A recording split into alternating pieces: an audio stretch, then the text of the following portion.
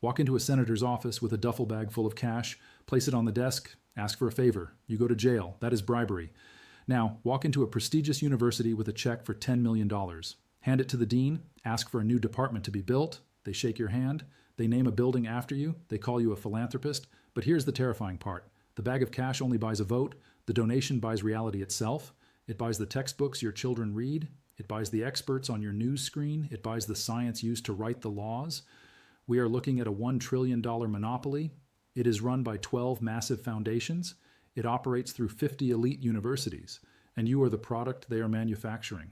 Most people look at the Ivy League and see education. They look at the Rockefeller Foundation and see charity. They are wrong. These are not separate institutions. They are two halves of the same machine. A machine designed to do one thing, to take the fringe opinions of the ultra-wealthy and turn them into the expert consensus of the public.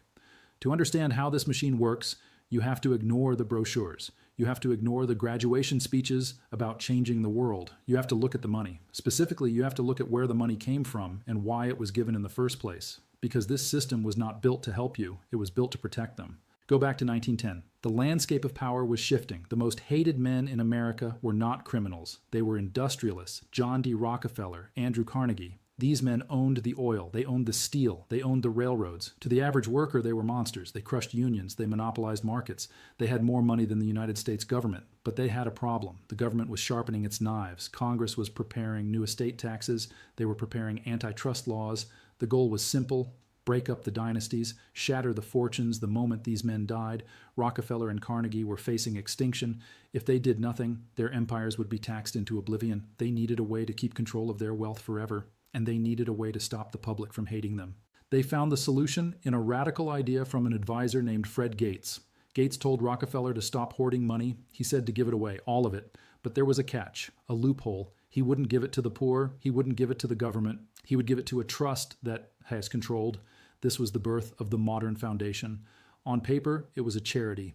In reality, it was a tax bunker. It allowed the family to transfer their billions into a vault that the IRS could not touch. The family would sit on the board of directors. They would control the assets. They would wield the power, but they would pay zero tax. The fortune was safe. But now they had a new problem. These foundations were generating massive amounts of interest, hundreds of millions of dollars a year. By law, they had to spend it. They had to give it away to charitable causes. So they asked a simple question. If we have to spend this money, how do we get a return on our investment? They didn't want profit. They already had all the money in the world. They wanted something more valuable. They wanted social control. They wanted to ensure that American society would never again try to attack their wealth. They needed to change the way Americans thought. But you cannot just pay people to change their minds. It's too obvious. It's propaganda. You need them to believe they concluded on their own. You need an authority figure to tell them what is true. In the 20th century, the ultimate authority was not the priest, it was the professor, it was the scientist, it was the university. If you could control the university, you could control the definition of truth. This sounds like a conspiracy theory, but in 1953, the U.S. Congress proved it was a fact. They launched an investigation called the Reese Committee.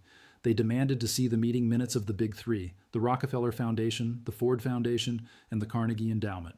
What they found in those files was chilling. The committee discovered that these rival foundations were not competing. They were collaborating. They were working together like a cartel, and their target was the American education system. They realized that they didn't need to buy every college in America. That is too expensive. It's inefficient. There are thousands of schools.